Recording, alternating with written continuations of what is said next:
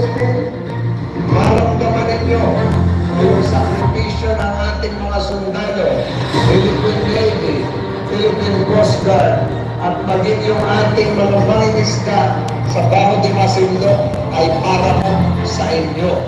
Kasi dapat ito sa isang pagkakaroon, is very historical. Yung mga magsasaka, magkaroon din ng competitive product. Likewise, spearhead unity within the MCU. There is a need to strengthen the heritage path.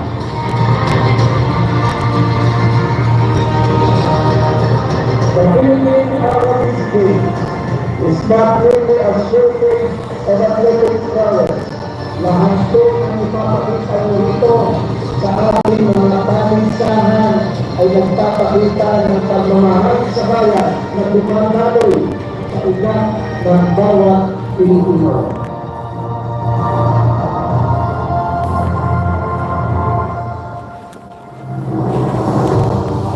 Senator Francis Tolentino is the chairman of the Committee on Rules and our majority floor leader. Desisyon ng Committee ni Senator Francis Tolentino, mabuhay po kayo.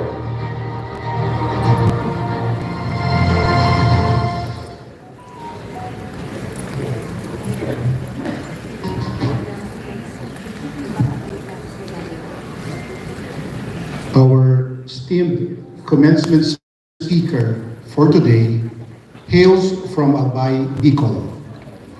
He grew up in Tagaytay and is the son of attorney Isaac Tolentino, who was the longest serving mayor of the city. He obtained his bachelor's degree from the Ateneo de Manila University and his Bachelor of Laws from the Ateneo de Manila University Law School. He passed the 1984 Philippine bar exams with a general average of 86.25. In addition, he graduated Master of National Security Administration at the National Defense College of the Philippines, where he ranked number 6 out of 55 graduates.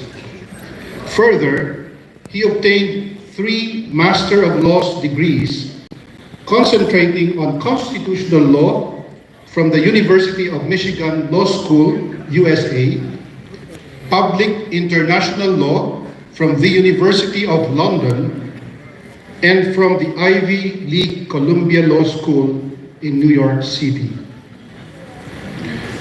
As a mayor of Tagaytay City from 1995 to 2004, he advocated a city character program, espousing values formation among his constituents.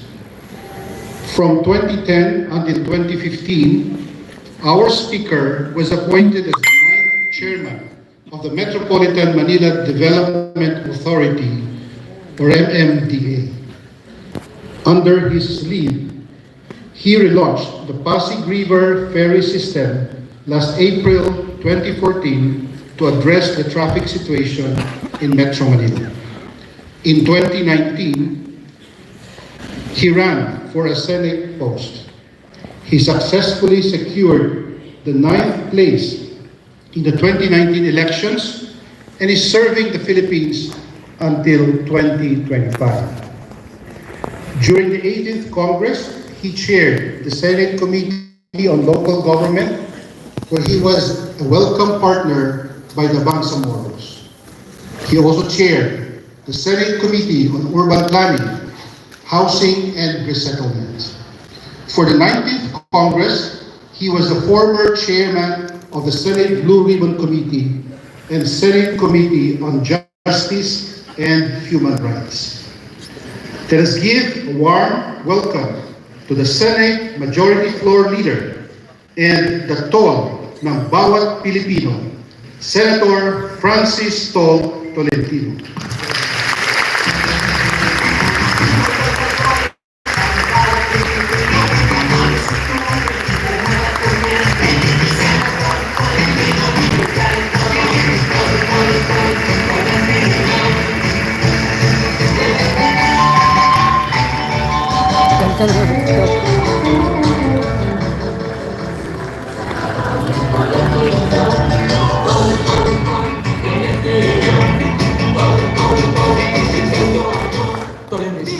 Please be seated. Thank you. Thank you. First time I'll be speaking before a large crowd sans my reading class.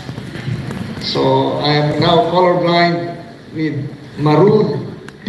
Is that maroon in front of me? And I see some wearing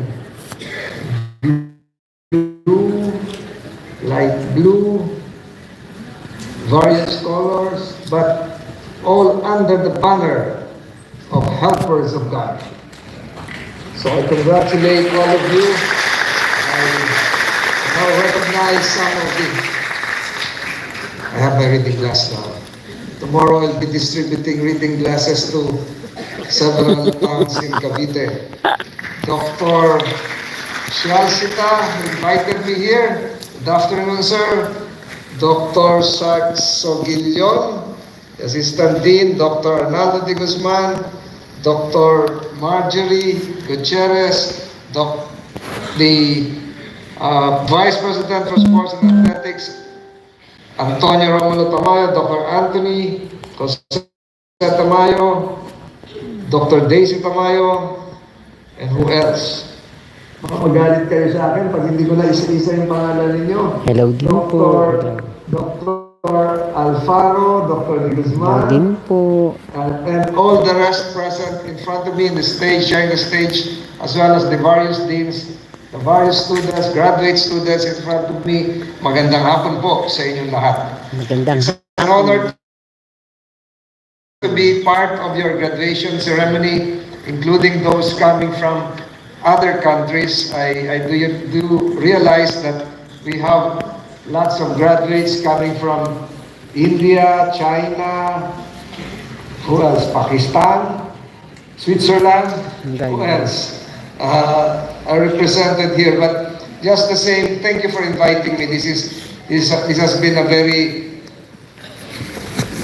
hectic day for me because this is supposed to be the last day for the filing of the certificate of candidacy for several positions. So I am very familiar with graduation day, especially graduation day for graduate students.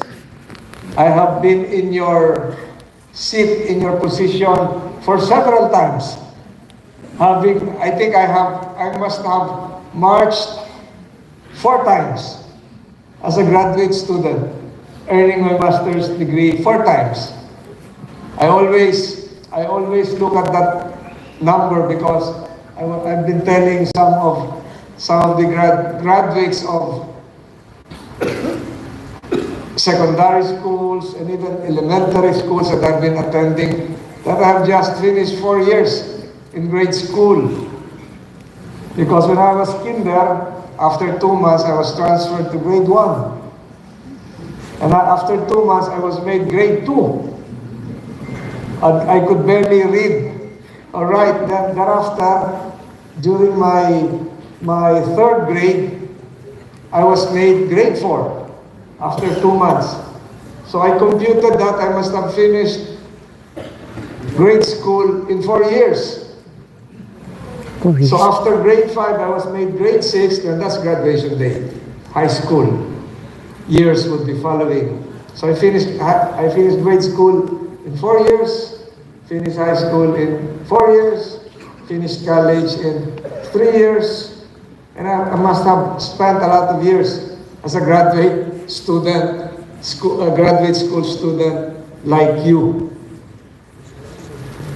But before one wears or dons a toga or a graduation outfit, it is not just your mere ceremony of, although we appreciate your yearbook will be out this coming December, it is not just you taking part in a ceremony. If you look back in retrospect, it is the accumulation, incremental stages of hard work, perseverance, prayers, and hundreds, perhaps thousands of hours spent studying and mastering your craft.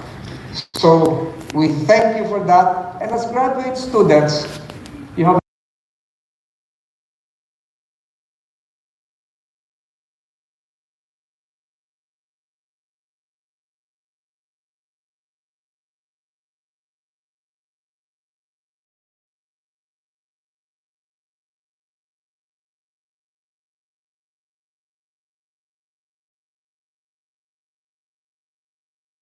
devotion that probably is akin to spirituality. You pray, you work hard, you study. Indeed, the slogan, helpers of God, would really fit you as graduate students. As we celebrate your achievements, your hard work, as I said, the bright futures awaiting you as you step into the world. I now address this specifically to the Filipino students in front of me. As you step into the world, you do so at a critical time for our country. 2 hours from now, the filing of certificates of candidacy will end. The upcoming national elections present an opportunity for each of us to help us guide our nation toward a brighter future. As graduates of this esteemed institution, you are not only equipped with the knowledge, but with a sense of responsibility to serve others as helpers of God. A principle deeply rooted in the values of Pertual Helpe. This responsibility calls upon you now to engage with your communities and help us educate our fellow voters. Many are unsure, confused, or overwhelmed by the choices before them. This is where your leadership and commitment to the truth come in. Help us, candidates. Help our fellow citizens understand the platforms, the records, and the values of each candidate. Hindi naman po dahil sikat at magaling kumanta at laging napapanood sa kung saan man sa social media man o saan ay dapat nang ihalal. Encourage our fellow men. Ating pong hikayatin ang ating mga kababayan to focus on integrity, competence, and the desire to serve this nation over personal or political interests. Be the voice of reason, of fairness, and of hope as our country looks to the next generation of leaders.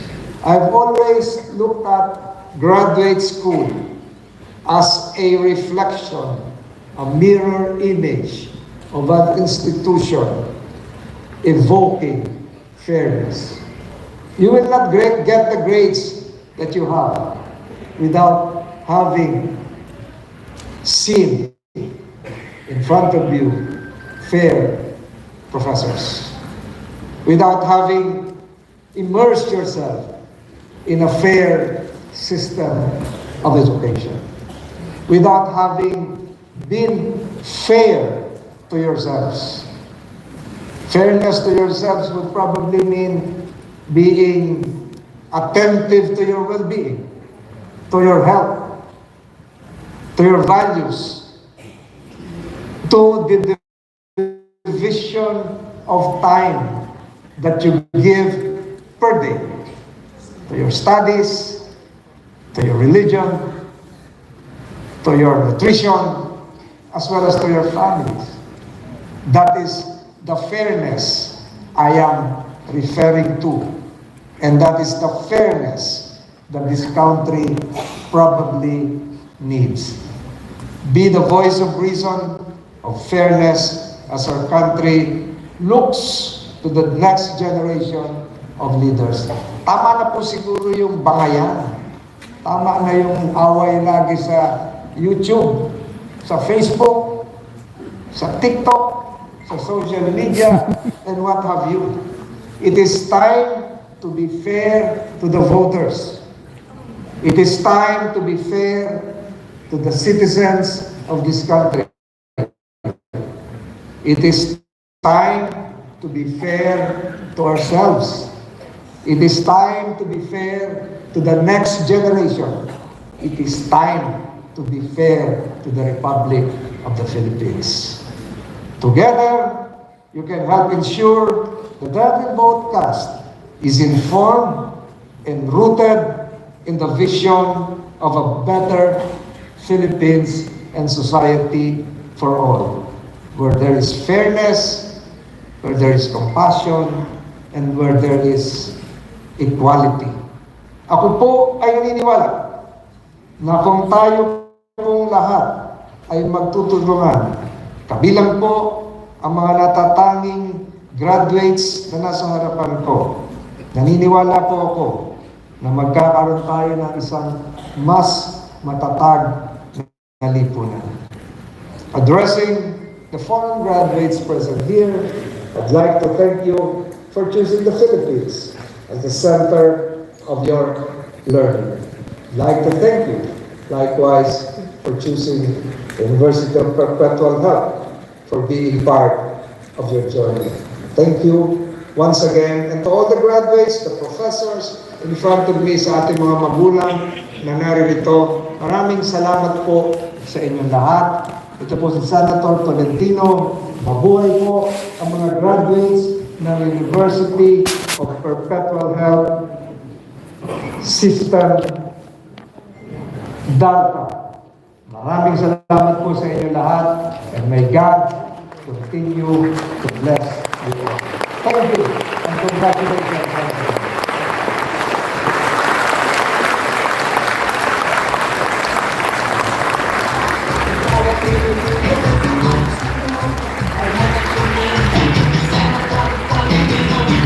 Once again, ladies and gentlemen, a big hand for our commencement speaker, the Honorable Senator of the Republic of the Philippines, Honorable Senator Francis N. Tolentino.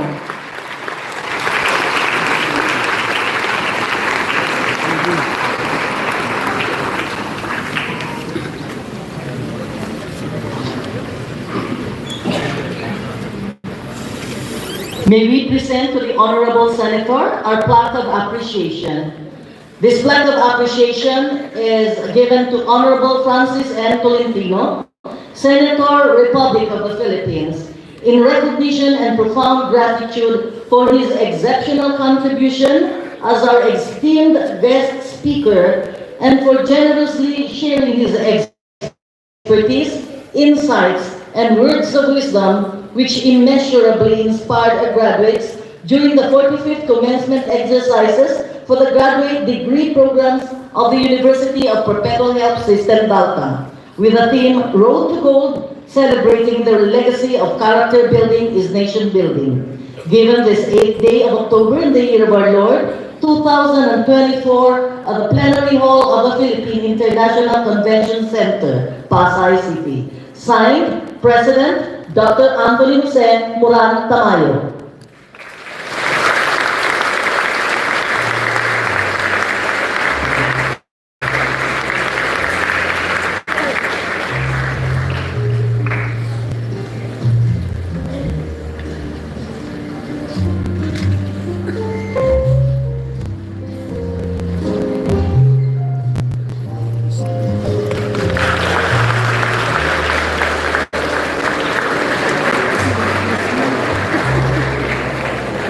Thank you once again to our commencement speaker, the Honorable Senator of the Philippines, Senator Francis N. Tolentino.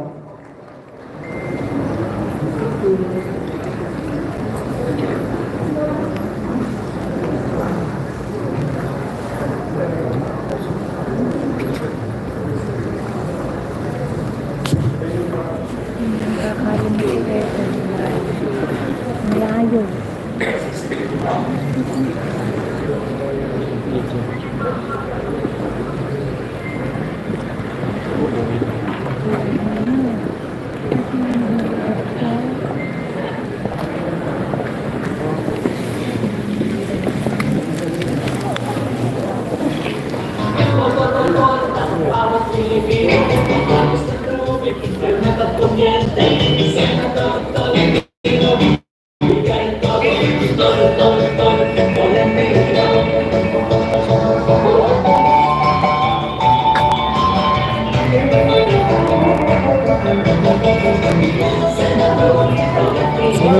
Once again, ladies and gentlemen, a big hand for commencement speaker, the Honorable Senator Francis Tolentino.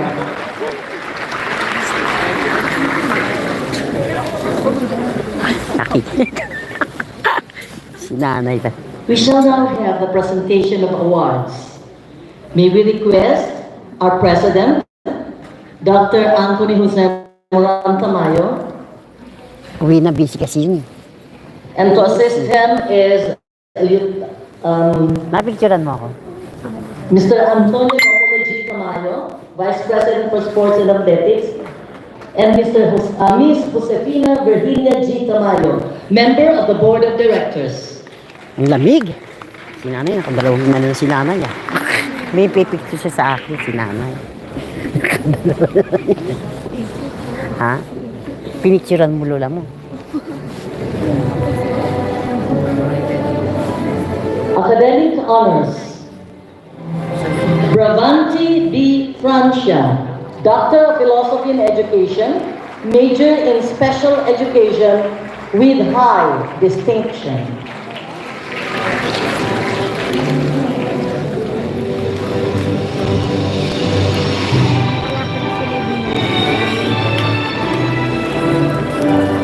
Lapit nga tayo dito, sir. Medyo malapit-lapit. Wala namang kaupo eh. Diyan ka sa gitara. Sige. Sumasabi ng nanay.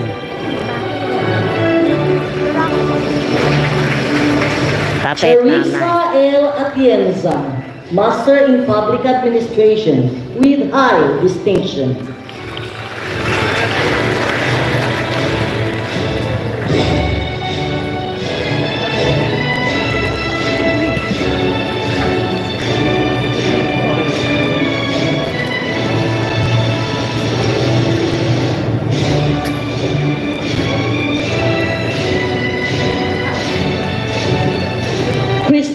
Bianca S. Tan, Master in Public Administration, Non-Thesis Program with high distinction. High distinction.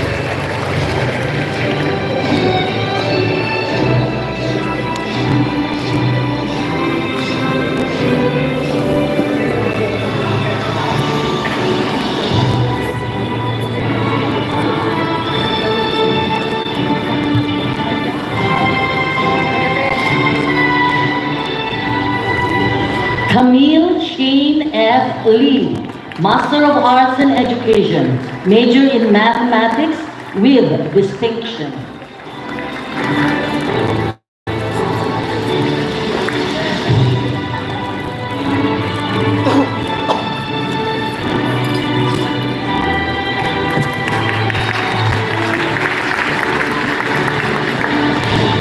Rafaela S. Soleño, Master of Arts in Education, Major in Educational Management with distinction.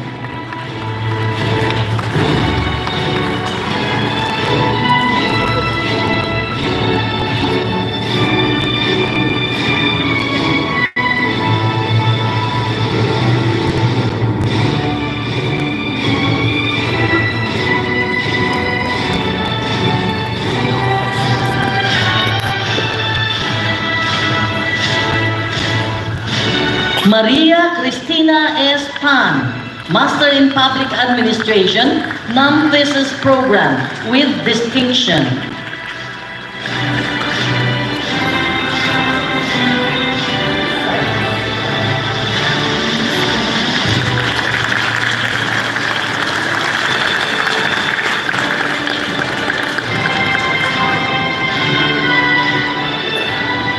Ako nagsabi, ako niya.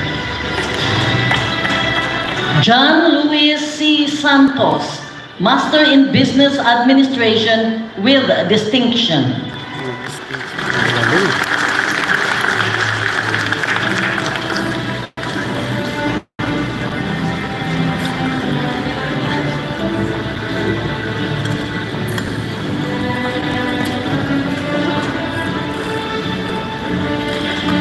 Proficiency Awards.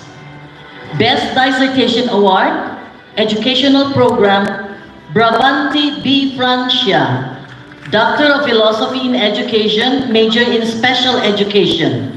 Dissertation title, Lived Experiences of Special Needs Education Teachers in the Inclusion of Children with Special Needs in Mainstream Class.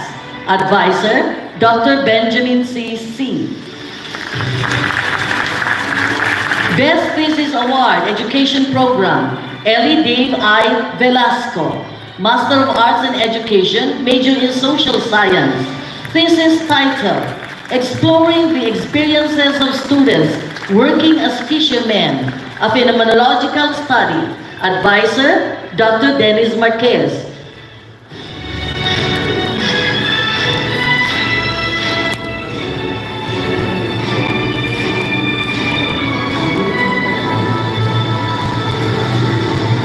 Best Dissertation Award, Business Program, Bernardo N. Bondo, Doctor of Business Administration, dissertation title, Environmental Concerns on Property Development, Designing a Real Estate Sustainability Framework.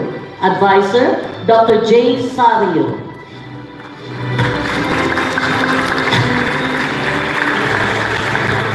Best Thesis Award, Business Program, Bing Wen Hao, Master of Business Administration. Thesis title, Evaluating the Impact of Marketing Strategies on Sales Performance, a case study of some warehouse supermarket in Shanghai. Advisor, Dr. Erickson Machas.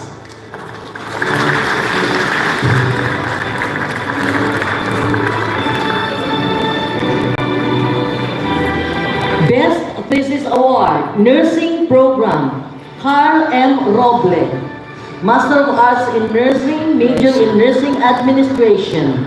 Thesis title, Advancing Nursing Practice, Integration of Simulation Techniques in Nursing Staff Education and Development.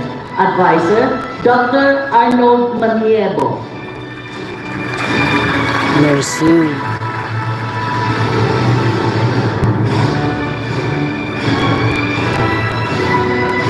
Best Dissertation Award, Public Administration Program, Celio C. Francia, Doctor of Public Administration. Dissertation title, Awareness Among the Elective Officials from Selected Barangays on the devolved functions, services, and facilities in the province of Batangas. Basis for Capacity Development Plan. Advisor, Dr. Ernest Veracruz.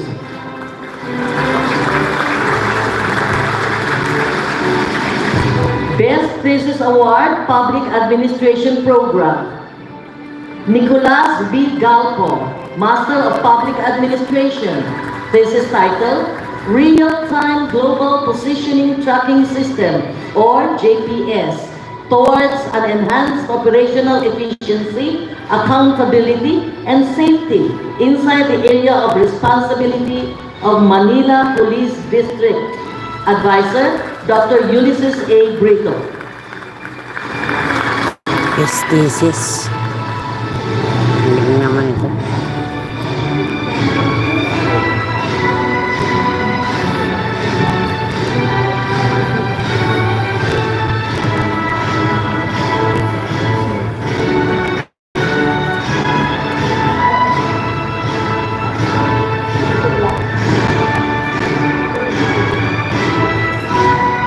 Thank you very much, President Anthony, and the rest of our team.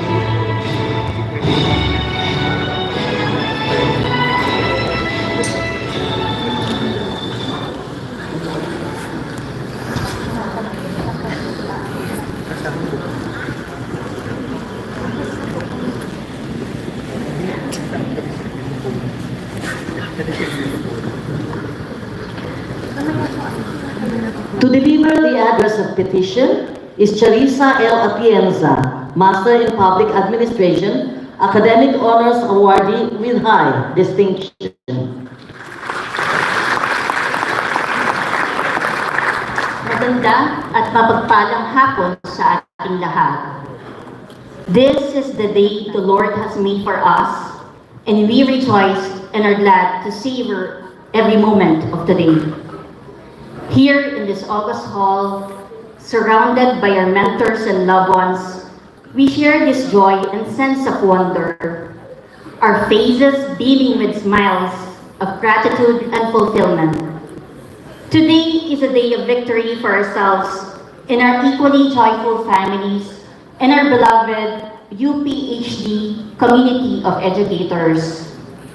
As we look back on the nerve-wracking interactions with our esteemed professors and the exchange of ideas with our supportive classmates, we finished our task. Today we reminisce together about our treasured academic journey. In the days ahead, we carry with us the timeless values of sacrifice, integrity, compassion, and above all, faith in God. Our academic journey is an achievement made possible by the nurturing and support of our families, mentors, and colleagues. Para sa inyo, walang hanggang pasasalamat. Around Valentine's Day of 2023, my husband and my constant inspiration Bon and I decided to pursue higher level of academic learning to be of value to society and to be helpers of God and to become part in nation building. Representing this year's batch of graduates is a great honor. On behalf of my fellow candidates for graduation, may I respectfully request Dr. Anthony Jose M. Tamayo, our University President, to kindly confer upon us our respective degrees. Fellow graduates, as a challenging chapter in our lives has fruitfully come to a close, let us strive to raise the bar in the highly competitive fields of business, public administration, education, and nursing. Let the tenets of nation building inspire us. Most importantly, let us be helpers of God. Thank you, and may God bless us all.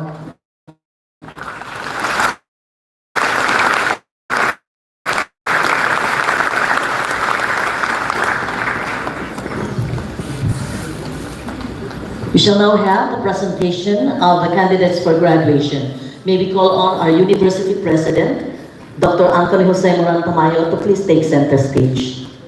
And may I please call on our School Director, Dr. Arnaldo S. de Guzman, for the presentation of the candidates.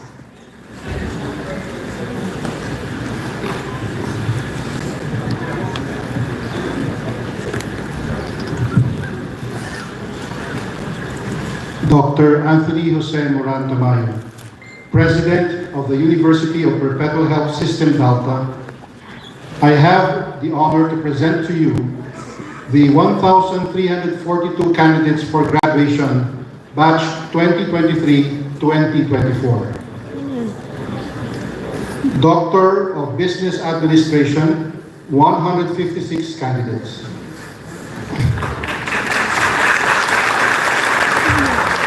Doctor of Public Administration, 48 candidates.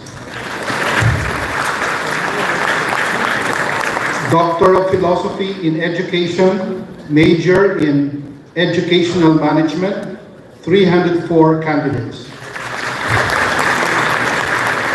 Doctor of Philosophy in Education, major in Special Education, 8 candidates.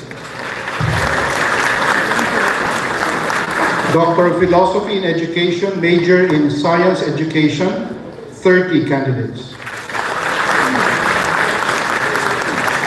Doctor of Philosophy in Education, major in English, 56 candidates. Doctor of Philosophy in Education, major in Physical Education and Sports, 139 candidates. Doctor of Philosophy in Education, major in Music Education, 45 candidates. Doctor of Philosophy in Education, major in Arts, 108 candidates. Master of Arts in Education, major in Educational Management, 113 candidates.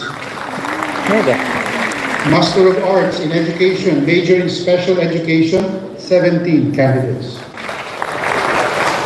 Master of Arts in Education, major in Science Education, 12 candidates. Master of Arts in Education, major in English, 15 candidates. Master of Arts in Education, major in Physical Education and Sports, 19 candidates. Master of Arts in Education, major in Filipino, 6 candidates. Master of Arts in Education, major in Mathematics, 9 candidates. Master of Arts in Education, major in Early Childhood Development, 10 candidates. Master of Arts in Education, major in Social Sciences, 17 candidates. Master of Arts in Education, major in Guidance and Counseling, 1 candidate. Master of Arts in Education, major in Technology and Livelihood Education, 18 candidates. Master of Arts in Education, major in Music Education, 22 candidates. Master of Arts in Education, major in Arts, 21 candidates. Master of Business Administration, 62 candidates. Master of Business Administration, major in Human Resource Management, non-thesis, 15 candidates. Master in Public Administration, 3 candidates. Master in Public Administration, non-thesis, 15 candidates.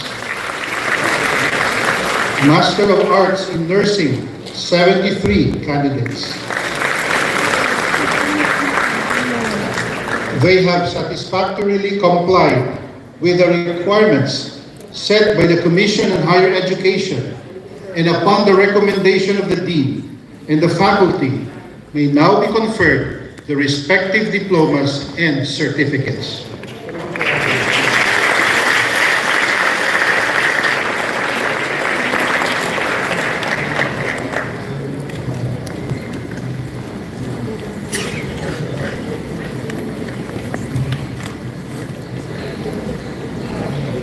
By virtue of the powers vested in me by the Commission on Higher Education and by the Board of Directors of the University of Perpetual Help System, Dalta, I, Anthony Jose M. Tamayo, President of the University of Perpetual Help System, Dalta, confer upon you your respective titles and degrees with all the appurtenances and privileges appertaining thereto. Congratulations.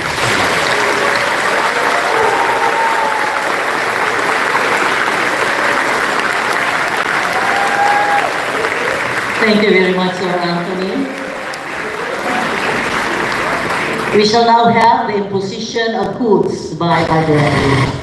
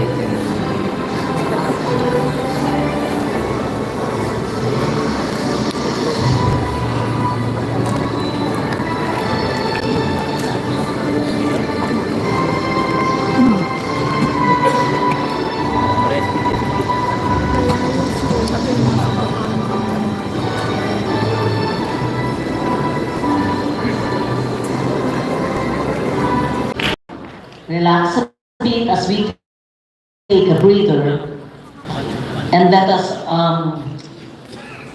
watch a video presentation coming from the Commission on Higher Education and UNIFAS Board Chairman, Dr. J. Prospero Popoy E. Rivera III.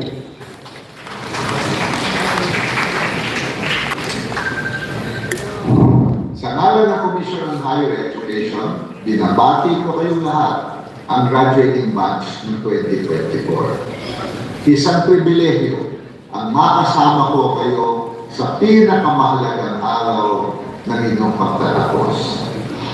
May 3 akong puntos na nais ipaatid sa inyo sa okasyon ito. Una, bilang estudyante na tulad ninyo, dumaan din ako pagmarcha at pagtanggap ng diploma. Ikalawa, bilang magulang, at ikatlo, bilang sekretary ng Commission on Higher Education. Una, ay nagtapos sa UP. Nung ako ay nasa kolehiyo, ang lagi kong iniisip noon ay kung kailan kaya ako gagraduate dahil gustong-gusto ko ng magtrabaho. Gustong-gusto ko bang nang umasa sa nanay at tatay ko sa pang-araw-araw na binibigay nilang pera. Kaya ang ginawa ko ay nag-aral ako ng mabuti para makumpleto ko ang aking degree. Alam ko lahat kayo ngayon ay ganyan din ang nararamdaman. Ganyan din ang araw-araw kasama ng ligaya na kasama ng pagtatapos. Sa wakas, kayo ay matatapos na at makukuha na ang inyong degree. Bilang graduate, ang kinabukasan ay nasa inyong harap. Pero hinihiling ko din na bilang isang estudyante, huwag niyong kalimutan at pasalamatan ang inyong mga teacher, ang inyong mga profesor. Bagamat marahil sa inyo, medyo mahigpit at terror yung inyong mga teacher. Pero kailangan alalahanin natin na kung hindi dahil sa kanila, hindi naging maganda ang ating paglalakbay papunta sa ating pagtatapos ngayong araw na ito. Bilang magulang, alam ko din ang pakiramdam dahil ako ay nagkaroon ng pagkakataon ng graduation ng aking anak. Michelle, iwan ako din, tatawagin na ako, malapit na ako. Bilang mga magulang, ay ano kaya ang mangyayari sa ating mga anak? Sila kaya makakapagtapos. Dahil sa mga Pilipino, ang sukatan ng pagiging isang mabuting magulang, ang sukatan ng tagumpay ng pagiging magulang, ang responsibilidad ng maging magulang, ay kung maitatawid ba natin ang ating mga anak at makakatapos ng kanilang pag-aaral. Bilang isang bansa, mataas ang ating pagtingin sa edukasyon at ang pangangailangan na bawat anak ay kailangang makapagtapos. It is a cultural trait among Filipinos to try to complete their degrees. And for many parents, the struggle to find the resources to be able to send their children to school is sometimes an overwhelming challenge. And many parents think about this on a day-to-day basis, especially when enrollment is just around the corner.